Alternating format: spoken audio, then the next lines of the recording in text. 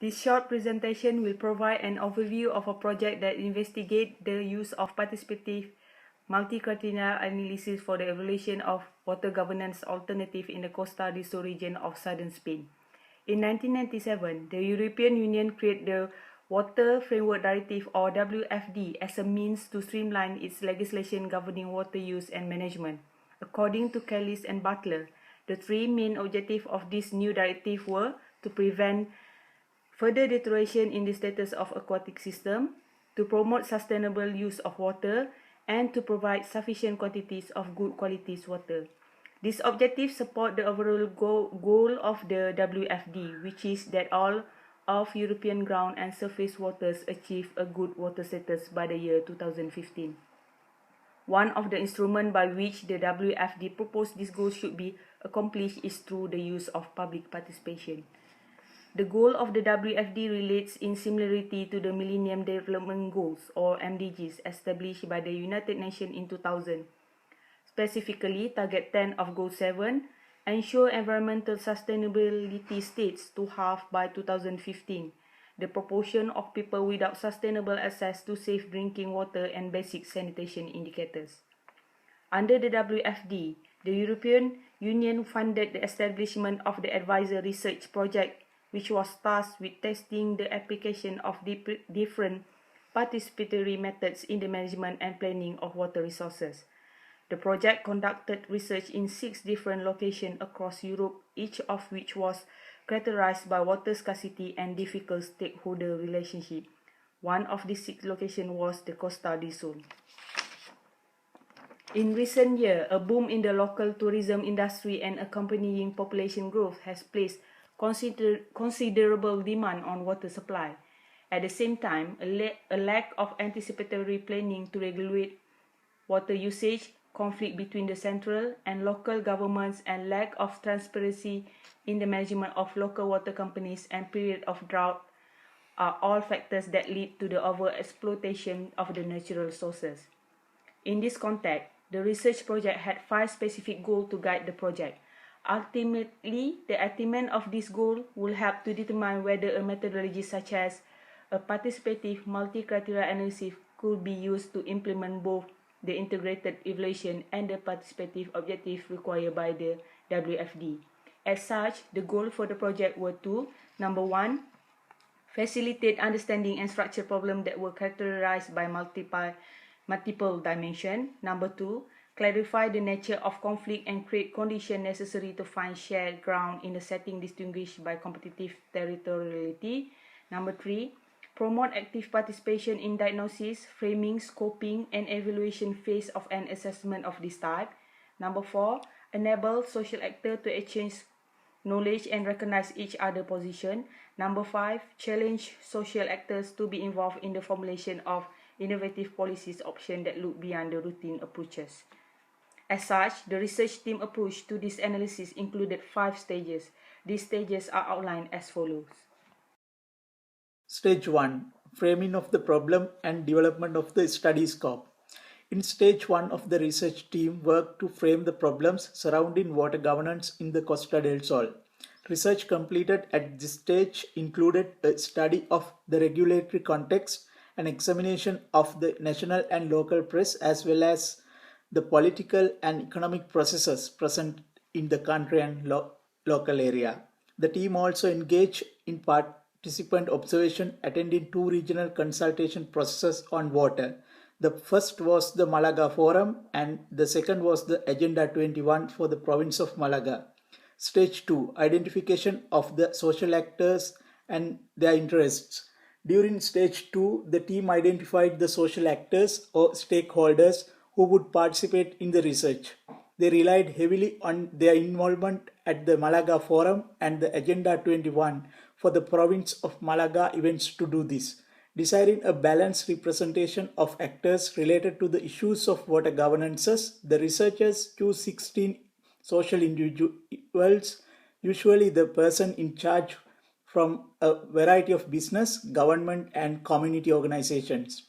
After social actors were identified, the research team conducted a series of in-depth interviews to identify the problems surrounding water governance in the Costa del Sol. the alternative solutions that could be implemented, as well as the criteria or indicators that should be used when comparing all the alternatives. Following the interviews, each of the social actors were asked to complete a written questionnaire in order to confirm his or her views on the issues discussed during the interview. Stage 3. Identification of alternatives used and the criteria by which they should be evaluated. In Stage 3, the research team identified alternative methods for water management that could be applied to the Costa del Sol. Using data from the in-depth interviews and questionnaires, the team identified a total of 20 alternatives that had been proposed by the social actors. These measures included actions aimed at increasing water availability and improved demand management practices. The team also used information gathered from the interviews to identify 11 criteria representing economic, environmental, social, and institutional dimensions related to water governance. It should be noted that all of these criteria were difficult to quantify. The only numerical data that could be obtained related to the investment cost for each of the alternatives. Considering these criteria further, a special note should be made about two of them. Number 8, the degree of institutional difficulty was defined as the time required to study, process, and execute the proposals, the system of subsidies and cost recovery, the number and heterogeneity of entities involved, and environmental impact requirements. As for number 9, the degree of social acceptance, an opinion poll conducted as part of the study revealed that the water problem was viewed differently by the social actors involved in the study and the general public. This discovery provided an insight into the perceptions of people not only in Costa del Sol, but also in the rest of the province. All of these factors made the evaluation exercise more realistic as it took into account the constraints and limitations that would affect the implementation of the alternatives. Stage 4. Evaluation of alternatives through multi-criteria analysis. In the fourth stage of the research process, the team employed a discrete multi-criteria method known as NIADE, or Novel Approach to Imprecise Assessment and Decision Environments. The method was originally created in 1995 by Giuseppe Munda and later developed into a software package. According to the Joint Research Center of the European Commission, NIADE functions by performing comparisons of alternatives on the basis of a set of criteria. It allows the use of information affected by different types and degrees of uncertainty. The values assigned to the criteria for each alternative may be expressed in the form of either crisp, stochastic, fuzzy numbers, or linguistic expressions. As discrete method, NIADE does not use a weighting of criteria as traditional multi-criteria analysis, but rather uses a pairwise comparison that generates a ranking of alternatives. This feature makes NIADE ideal for research in social science settings. By using NIADE, the researchers were able to produce 3 evaluation tools that proved useful in measuring alternative forms of water governance for the Costa del Sol. The first of these evaluation tools was an impact matrix. In this matrix, values were assigned to the criteria of each alternative and then tallied. The results allowed a comparison and ultimately a ranking of the different alternatives being considered. The second evaluation produced as a result of NIADE was an equity matrix. This analysis used a linguistic base to make comparisons of value judgments made about each of the alternatives by social actors during the research process. These evaluations made it possible for researchers to identify a ranking of alternatives based on popular opinions. The third evaluation tool produced by NIADE was a dendrogram or tree diagram, which depicted possible areas of agreement or alliance between the social actors regarding specific alternatives. This diagram showed which alternatives would be the most likely to be accepted among the social actors. The use of the 3 evaluations together formed the base of the multi-criteria evaluation method used by the research team. Stage 5. Presentation of the results. In the 5th and final stage of the research, the team met with the social actors during a half-day workshop using a focus group methodology to accomplish the following objectives. 1. to debrief the social actors. 2.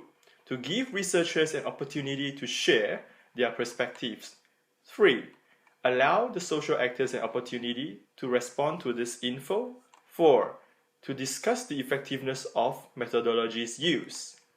Once the research project was complete, the research team reflected on what had been learned during the project about the use of participative multi-criteria evaluation as a form of integrated evaluation and the participation of key stakeholders. From their findings, the researchers felt that they could justify the use of this methodology as a means to implement the integrated evaluations required by the WFD. However, there are considerations that should be made before this methodology is adopted as a framework for further evaluation. First, the representation of stakeholders in the evaluation process was limited to the decision makers by the design of researchers. While this may have increased the efficacy of the evaluation in a research context, it limited the input of stakeholders in the wider community to secondary data collected in a survey. Furthermore, the participation of stakeholders in the evaluation process was also limited. The chosen stakeholders only participated in stages 2 and 5 of the research process. All other stages of the research and evaluations were driven by the researchers' actions and decisions. The negative impacts of this limitation were evidenced in the focus group of stage 5 when social actors agreed on and adopted alternatives that the research team had earlier dismissed.